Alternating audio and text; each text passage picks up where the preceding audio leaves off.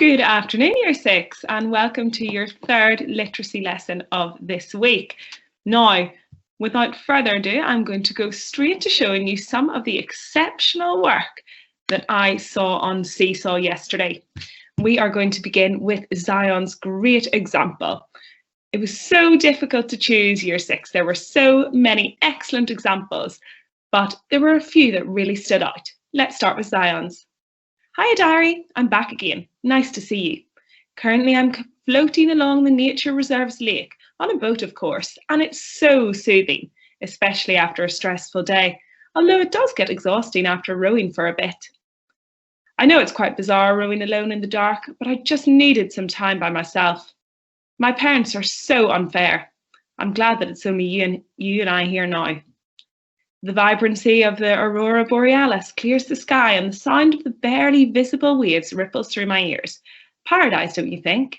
If only I was always this calm. What a lovely diary entry, Zion, to begin the week with. And I particularly love the way you chose really effective descriptive language to describe the setting. The informal rhetorical question is also fantastic. Well done. Let's look at this example from Shabana. I've chosen a part of Shabana's diary entry that I really wanted us to focus in on. And just like Zion, you can see that she has also included some informal rhetorical questions, and she's also capitalized some parts of her speech that she really wants to emphasize. Take a moment to read Shabana's now.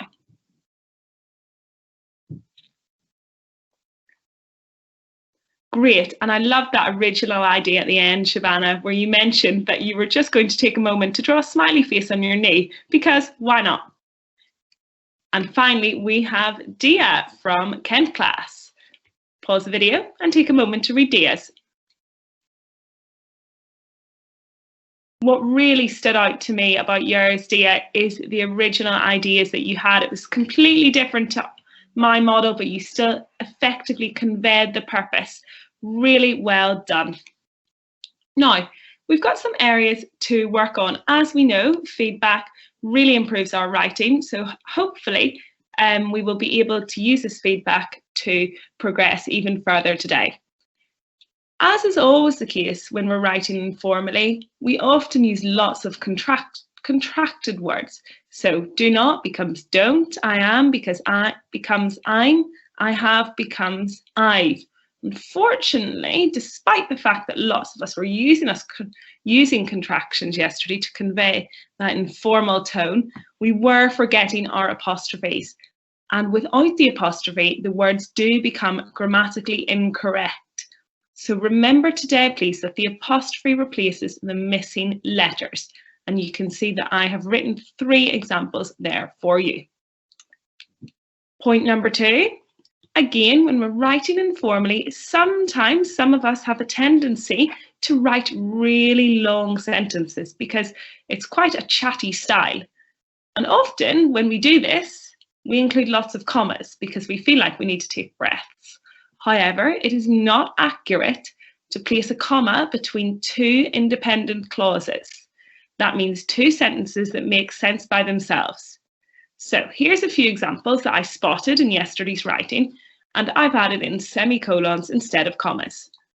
The first one says, I'm back again, semicolon, it's good to see you.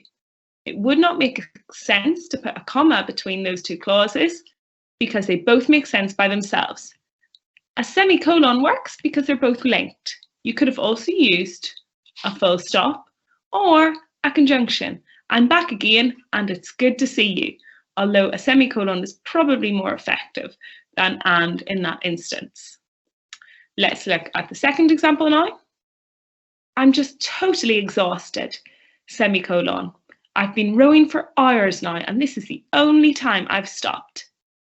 Again, it would not be accurate to put a comma between those 2 clauses because I'm just totally exhausted and I've been rowing for hours now and this is the only time I've stopped. They both make sense by themselves, so they have to be linked with a semicolon or a conjunction. So you could have said, I'm just totally exhausted because I've been rowing for hours now and this is the only time I've stopped.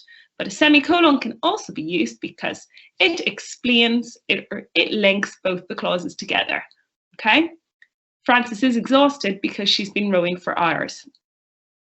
And finally, be really careful with your tense. We are writing in the past tense mostly. My turn. Past tense. Have a think. Why would the sentence, I am rowing now, not be a suitable sentence to include in your diary entry? Yes, well done. You can't be rowing and using your hands and write a diary entry at the same time. So let's recap. What do we need to remember today? Apostrophes for contractions, semicolons, not comma splices, and tense. Be careful with tense. If you're writing about what has happened, you're writing in the past tense. You might include a little bit of present tense if you're talking about how you're feeling, but it should be predominantly past tense. Really looking forward to seeing those entries taking account of all of that today. Now, let's move on to today's learning. Today, we are going to be writing another entry in Frances's diary, and we are really going to be focusing on using direct address. So let's pause the video now and write today's date and what, like I have done here.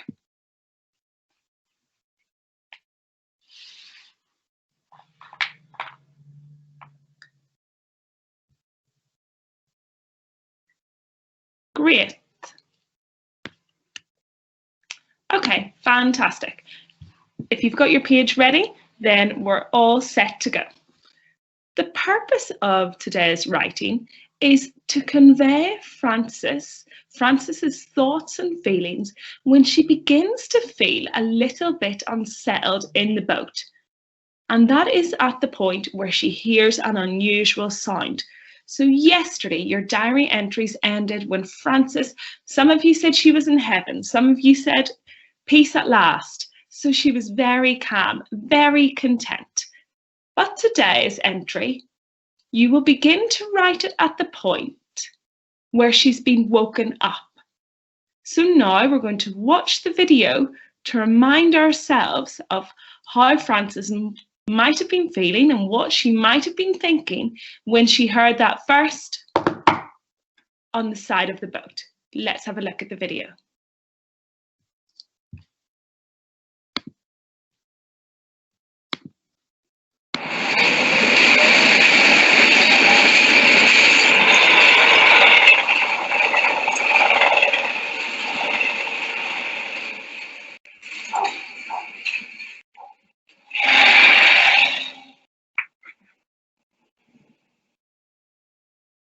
When I was a kid in the suburbs of Chicago, adventure meant Quetico Provincial Park, up on the border of Minnesota and Canada. The name implies the place was small, but Quetico is a 1,000,000-acre nature preserve, so big you could go days and days without seeing another soul. We would go on camping trips up there, weeks of canoeing and portaging, seeing bears and moose and deer, sleeping under star-soaked skies. The park was isolated and so pristine, you could actually drink the water straight from the lakes. But I won't be going back to Quetico anytime soon. Not after what happened to a girl named Frances Brandywine.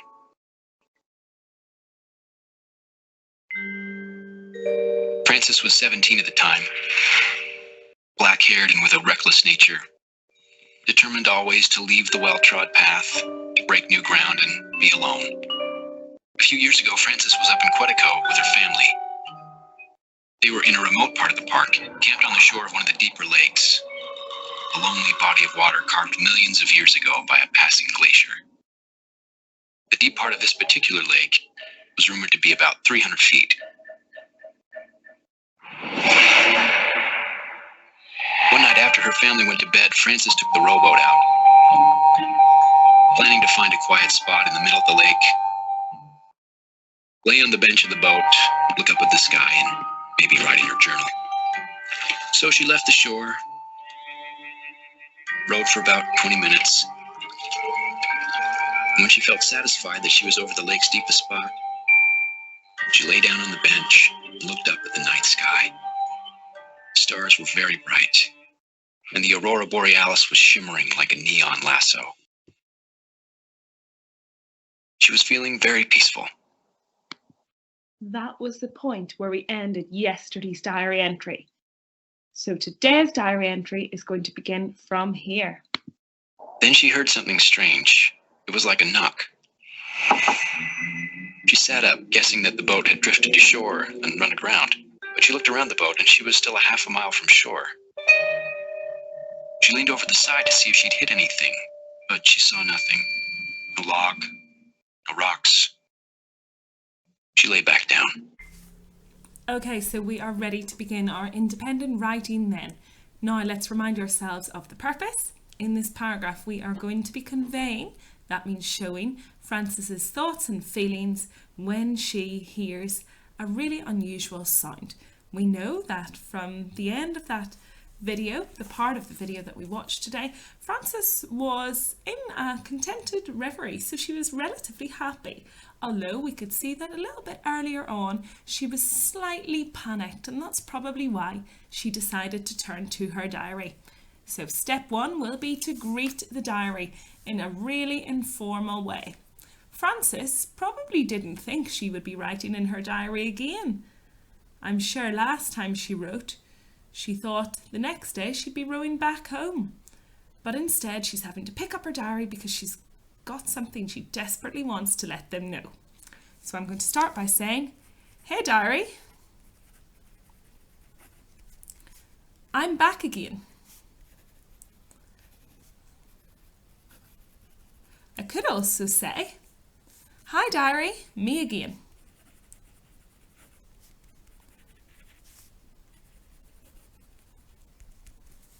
And then I'll continue by saying, "I bet you didn't think you'd see me. I bet you," that's an example of direct address. So I'm going to underline that in pink. We are talking to the diary. "I bet you didn't think." Didn't is a contracted word, so I must remember my apostrophe. It's short for did not. "I bet you didn't think you'd see me. You'd see me again so soon." Comma, I'm going to make that into a rhetorical question by adding "did you" at the end. Let's read back and check if that's an appropriate informal greeting. "Hey diary, I'm back again." Or, "Hey diary, me again. I bet you didn't think you'd see me again so soon, did you?" Now, if I use this one, "Hi diary, me again," then I wouldn't repeat the word again there. So you need to make that choice dependent on which one you use. Number 2. Why is she deciding to go to her diary again? So point number 2. Why is she talking to her diary?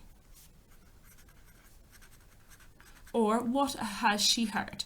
Because we know that's the reason she's going to her diary. Why is she talking to diary?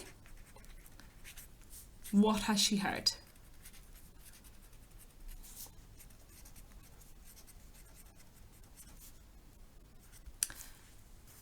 Okay, so I'm going to start by saying anyway. That's a really informal adverbial to link on from my first paragraph. Anyway, I've got something I need to tell you. I've got something. In fact, I'm going to say I've something, because I is short for I have, so I don't need to say I've got again. I've something I need to tell you.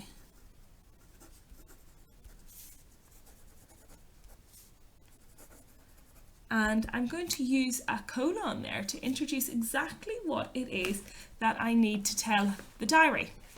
I've just heard a noise.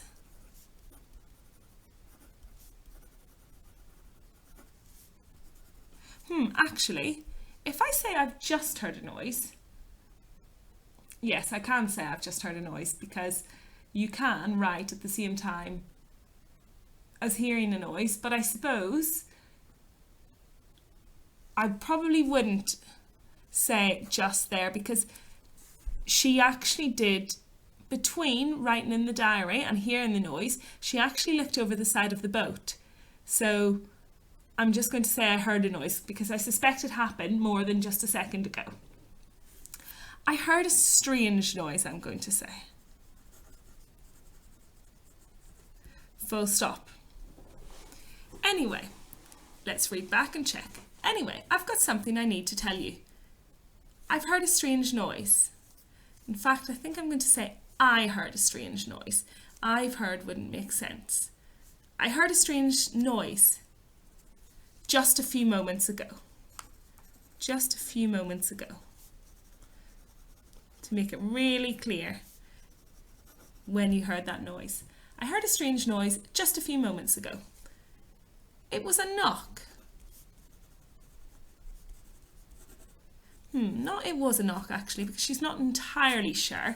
So I'm going to continue and move my page up to make sure you can really see it. It sounded like a knock.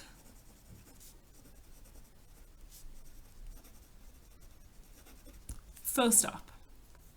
I think, because she's not quite sure what it is just yet. She's a little bit anxious. That's why she's going to the diary. Okay, and I could finish this bit right now, but I know from the video that she was actually thinking that it was a turtle or a stick or a fish. I almost said a cat there, and then I remembered cats don't live under boats in the water. So I know she said all of that in the video, therefore I'm going to include some of that detail because she'll probably share some of that with her diary. We know that people usually share what they're thinking with their diary. So I'm going to say, perhaps it was in the past tense, a fish, a turtle, or even a stick that had drifted under the boat. That had drifted, past tense, under the boat. And then I'm actually going to use a dash here. You can use a dash to really emphasize a point, and the point I want to emphasize is that Frances really hopes that it was one of those things. Because then it would mean that it wasn't anything more dangerous. So I'm going to say, I hope so anyway.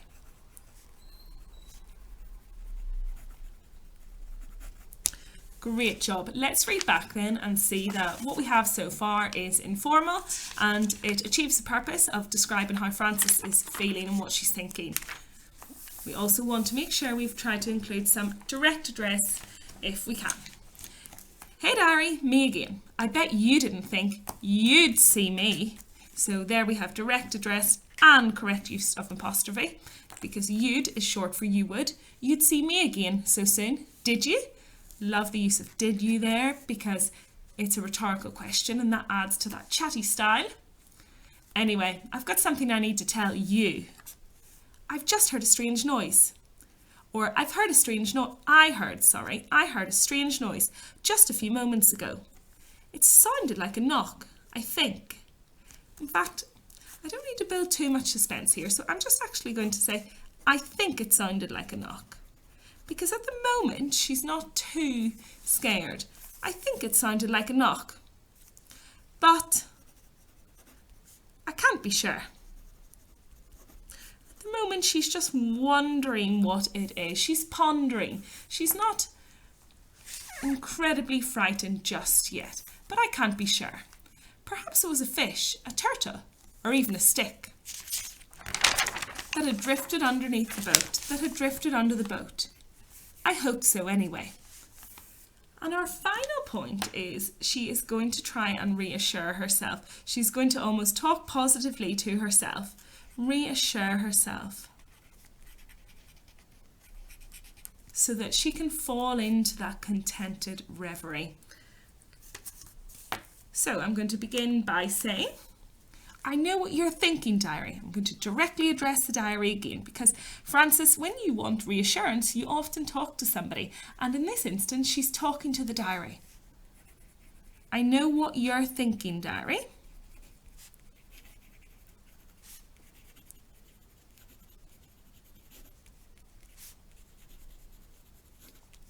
and I'm going to use a colon there to introduce what I think the diary is thinking. This girl is nuts, or this girl is crazy. Or you might say something like,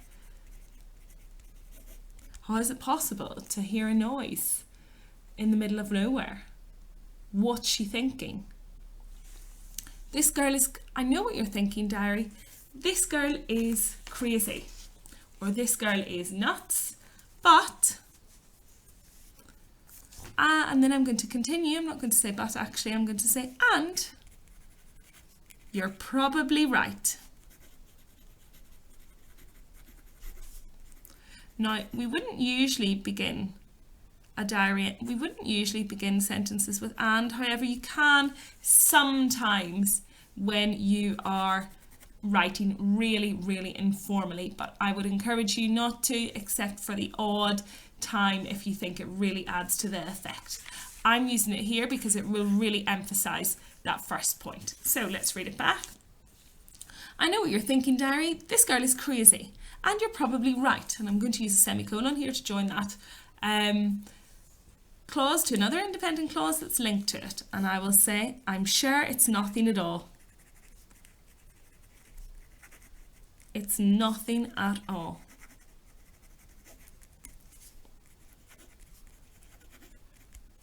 Right, let's read back that paragraph. I know what you're thinking, diary. I'm going to underline the word you're. In fact, I'm going to put it in a box there because it is not correct. And this is probably the most common mistake Miss Ahad, Miss Graham, and I see in year 6. That you're is not correct. Can you have a think? Why not? Yes, you're correct. We need to be using the contracted form of you're, because when you want to say the word that's short, the you're that's short for you are, then you spell it like this, Y-O-U''re. So if it makes sense to say, I know what you are thinking, diary, then you need to use this you're. I will really be keeping my eyes out for that today because it's really tricky to get right, and still many adults aren't able to master it or haven't been able to master it. This girl is crazy, and you're probably right. Well, let's check if it works with you are, and you are probably right. Yes, it does. So if I want to use it in the shortened form, then I need to write it like this, Y-O-U''re. Then you're probably right, semicolon. I'm sure. I'm is short for I am, apostrophe included. It's is short for it is, but I've forgotten the apostrophe, so it's not correct. I better add it in now. I'm sure it's nothing at all. Great, and now I just need to finish the end of her passage. So again, she probably thinks that she won't be writing in the diary again, so I'm going to sign off. Better get some sleep now. I'm actually going to say better get some shut eye now. That's a really informal way of saying that I need to get some sleep. Better get some shut eye now. And I'm going to put a dash there to explain why I'm so desperate to get to sleep. I need to get home tomorrow without any more dramas. I need to get home tomorrow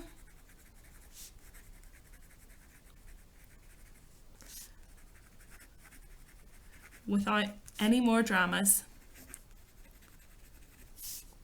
And the use of the phrase any more dramas there is again really, really informal language that we have been trying to achieve throughout.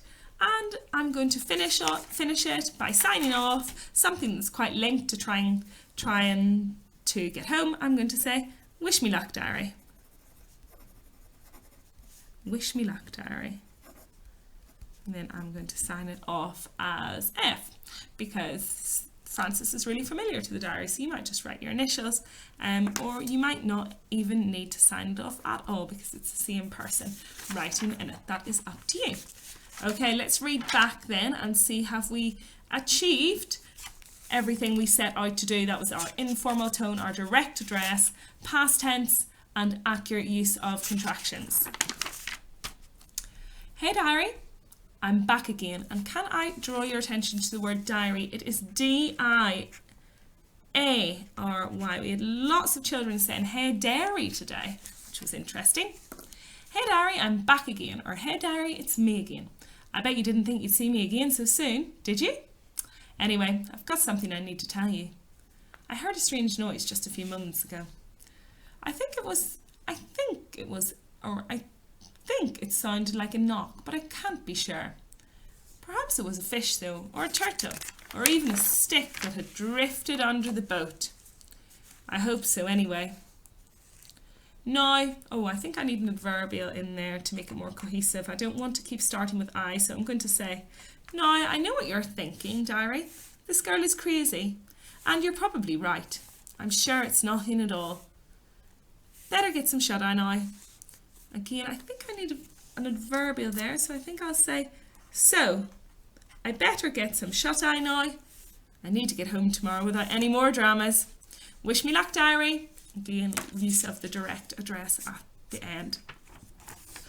Okay, now, let's recap. Frances has heard a noise. Be very careful. You need to write in the past tense. She heard the noise a few minutes ago. You cannot be hearing the noise and looking over the boat at the same time as writing in your diary. Otherwise you'd fall into the water.